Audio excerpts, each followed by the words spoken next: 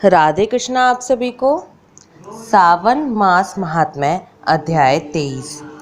ईश्वर बोले, हे सनत कुमार, श्रावण मास में कृष्ण पक्ष की अष्टमी को वृष के चंद्रमा में अर्धरात्रि में इस प्रकार के शुभ योग में देवकी ने वसुदेव से श्री कृष्ण को जन्म दिया।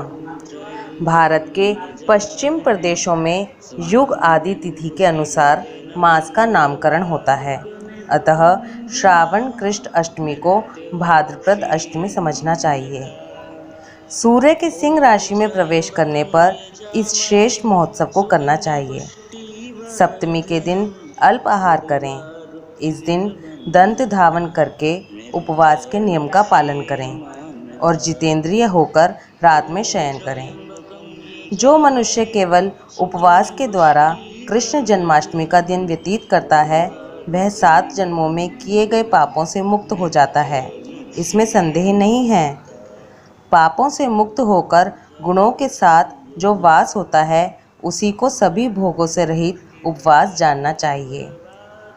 अष्टमी के दिन नदी आदि के निर्मल जल में तिलों से स्नान करके किसी उत्तम स्थान में देवकी का सुंदर सूतिका गृह बनाना चाहिए, जो अनेक वर्ण के वस्त्रों, कलशों, फलों, पुष्पों तथा दीपों से सुशोभित हो और चंदन तथा अगरू से सुवासित हो।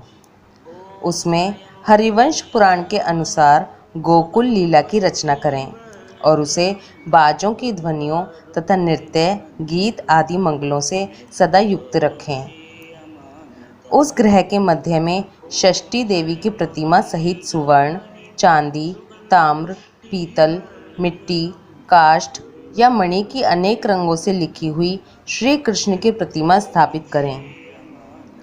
वहां 8 शल्य वाले पलंग के ऊपर सभी शुभ लक्षणों से संपन्न प्रसूतावस्था वाली देवी की मूर्ति रखकर उन सबको एक मंच पर स्थापित करें और उस पर्यंक में स्तनपान करते हुए सुप्त बाल रूप श्री कृष्ण को भी स्थापित करें। उस सूतिका गृह में एक स्थान पर कन्या को जन्म दी हुई यशोदा को भी कृष्ण के समीप रखें। साथ ही हाथ जोड़े हुए देवताओं, यक्षों, विद्याधरों तथा अन्य देव योनियों को भी लिखें और वहीं पर खड्ग तथा ढाल धारण करके खड़े हुए वासुदेव को भी लिखें। इस प्रकार कश्यप के रूप में अवतीर्ण वसुदेव जी, अदिति स्वरूपा देवकी, शेषनाग के अवतार बलराम, अदिति के ही अंश से प्रादुर्भूत यशोदा, दक्ष प्रजापति के अवतार नंद, ब्रह्मा के अवतार गर्गाचार्य, सभी अप्सराओं के रूप में प्रकट गोपिका वृंद, देवताओं के रूप में जन्म लेने वाले गोपगण, काल नेमी स्वरूप कंस, उस कंस के द्वारा व्रज में भेजे गए वृषासुर, वत्सासुर, कुवलयापिड, केशी आदि असुर, हाथों में शास्त्र लिए हुए दानव तथा यमुना दह में स्थित कालिय नाग, इन सबको वहाँ चित्रित करना चाहिए। इस प्रकार पहले इन्हें बनाकर श्री कृष्ण ने जो कुछ भी लीलाएं की हैं, उन्हें भी अंकित करके भक्तिपरायण होकर प्रयत्नपूर्वक 16 उपचारों से देवकी इस मंत्र के द्वारा उनकी पूजा करनी चाहिए।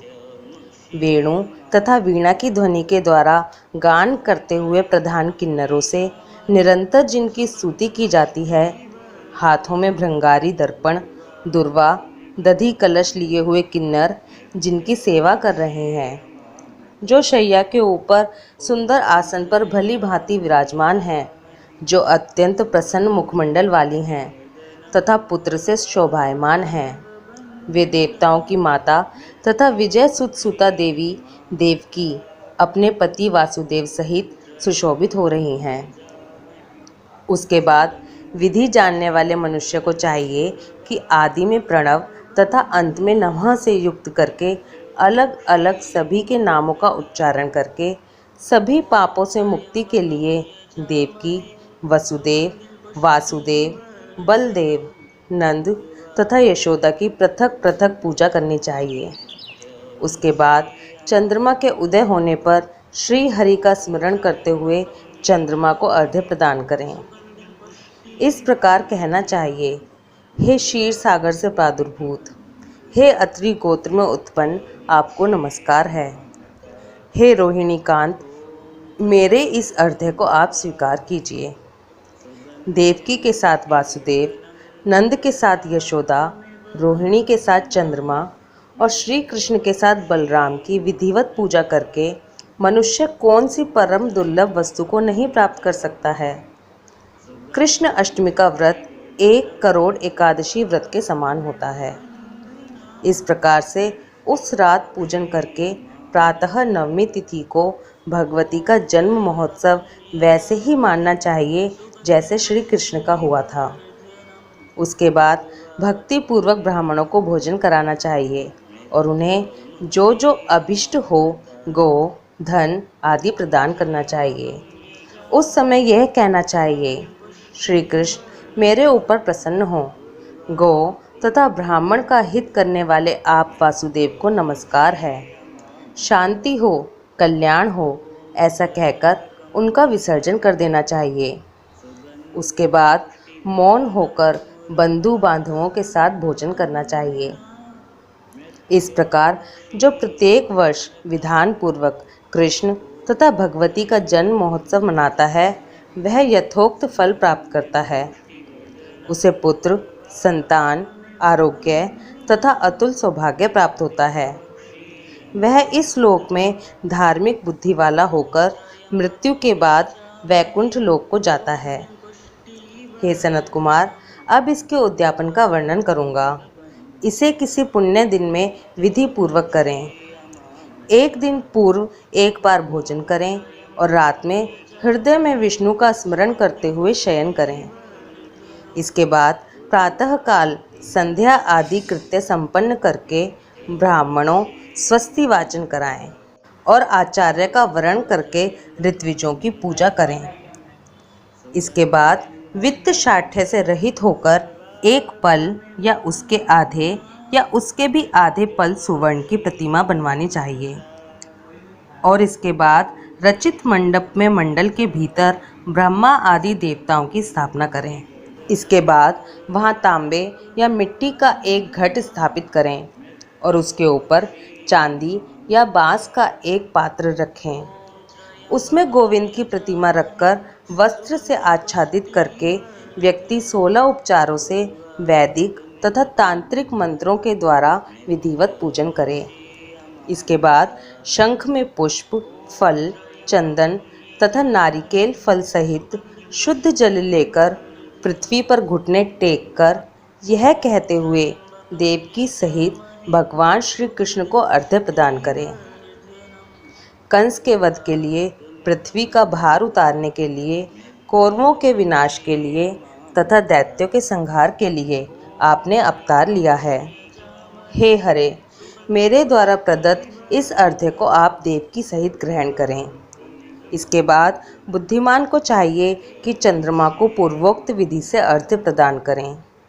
पुनः भगवान से प्रार्थना करें, हे जगन्नाथ, हे देवकी पुत्र, हे प्रभो, हे वसुदेव पुत्र, हे अनंत, आपको नमस्कार है।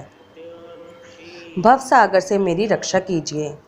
इस प्रकार देवेश्वर से प्रार्थना करके रात्रि में जागरण करना चाहिए।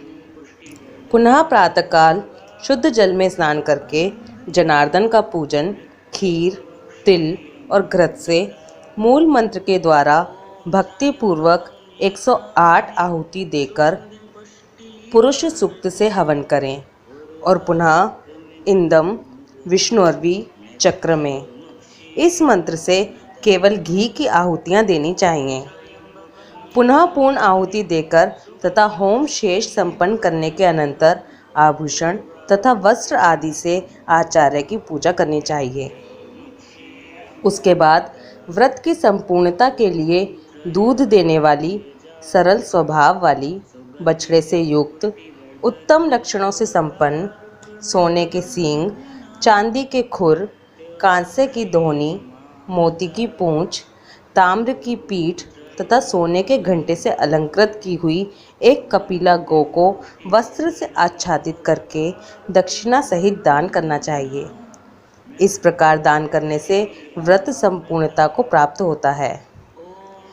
कपिला गौ के अभाव में अन्य गौ भी दी जा सकती है। इसके बाद ऋत्विजों को यथा योग्य दक्षिणा प्रदान करें। इसके बाद 8 ब्राह्मणों को भोजन कराएं और उन्हें भी दक्षिणा दें। पुनः सावधान होकर जल से परिपूर्ण कलश ब्राह्मणों को प्रदान करें और उनसे आज्ञा लेकर अपने बंधुओं के साथ भोजन करें।